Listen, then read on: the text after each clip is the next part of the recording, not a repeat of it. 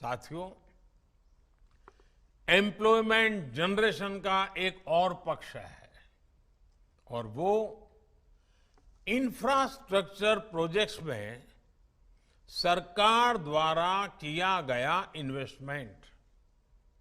हमारी सरकार infrastructure projects में तेज रफ्तार के लिए जानी जाती है।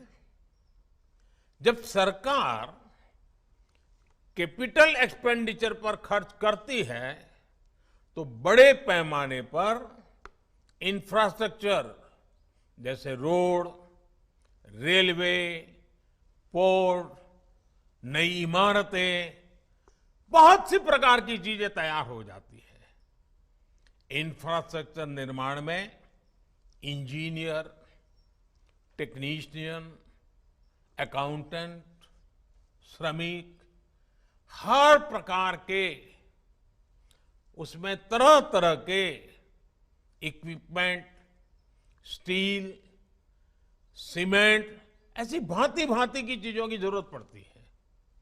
हमारी सरकार के दौरान पिछले 8-9 वर्षों में कैपिटल एक्सपेंडिचर में 4 गुना बढ़ोतरी हुई है। इससे रोजगार के नए अवसर और लोगों की आय दोनों में वृद्धि हुई है।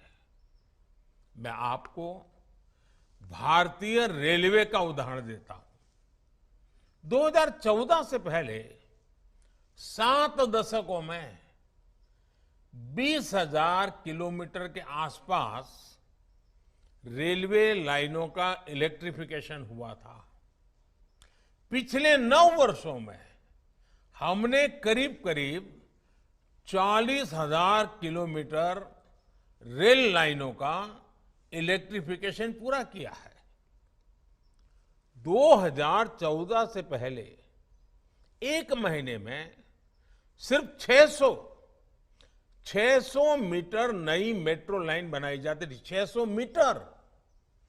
आज हम हर महीने लगभग 6 किलोमीटर की नई मेट्रो लाइन बना रहे हैं। तब हिसाब मीटर में होता था, आज हिसाब किलोमीटर में हो रहा है। 2014 में देश में 70 से भी कम जिलों में 70 से भी कम जिलों में गैस नेटवर्क का विस्तार हुआ था। आज ये संख्या बढ़कर 630 जिले तक पहुंच गई है। कहां 70 जिले और कहां 630 जिले।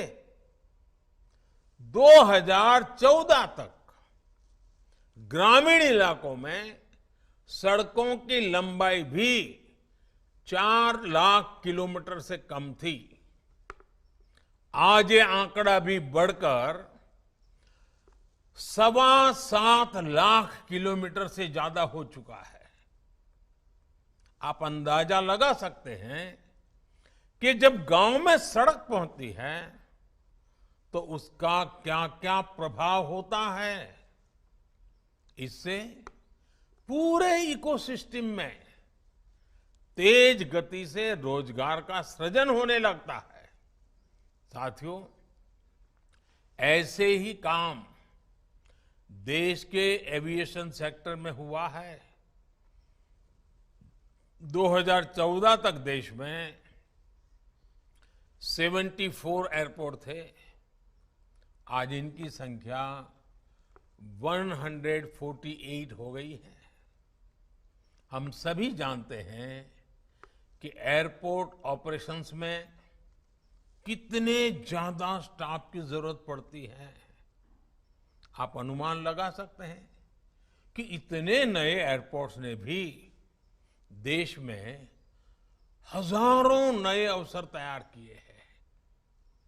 और आपने देखा है कि हाल ही में एयर इंडिया ने रिकॉर्ड संख्या में नए हवाई जहाज खरीदने का ऑर्डर दिया है।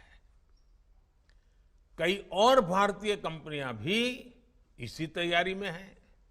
यानी आने वाले दिनों में इस सेक्टर में कैटरिंग से लेकर इन फ्लाइट सर्विसेज तक, मेंटेनेंस से लेकर ऑन ग्राउंड हैंडलिंग तक बड़ी संख्या में नए अवसर तैयार होंगे। ऐसी ही प्रगति हमारे पोर्ट सेक्टर में भी हो रही है। समुद्री तट का जो विकास हो रहा है, हमारे पोर्ट्स जो डेवलप हो रहे हैं, आज हमारे पोर्ट्स पर पहले की तुलना में कार्गो हैंडलिंग 2 गुनी हो चुकी है और इसमें लगने वाला समय अब आधा रह गया है। इस बड़े बदलाव ने पोर्ट सेक्टर में भी बड़ी तादाद में नए अवसर तैयार किए हैं। साथियों, देश का हेल्थ सेक्टर भी एम्प्लॉयमेंट जनरेशन का बेहतरीन उदाहरण बन रहा है। 2014 में भारत में 400 से भी कम मेडिकल कॉलेज थे। आज 660 मेडिकल कॉलेज है। 2014 में अंडर ग्रेजुएट मेडिकल सीटों की संख्या करीब 50,000 थी। आज 1 लाख से ज्यादा सीट उपलब्ध है। आज पहले के मुकाबले 2 गुनी संख्या में डॉक्टर परीक्षाएं पास करके तैयार हो रहे हैं। आयुष्मान भारत योजना की वजह से देश में अनेकों नए अस्पताल और क्लिनिक बने हैं। यानी इंफ्रास्ट्रक्चर का हर प्रोजेक्ट रोजगार और स्वरोजगार उसमें बढ़ोतरी सुनिश्चित कर रहा है।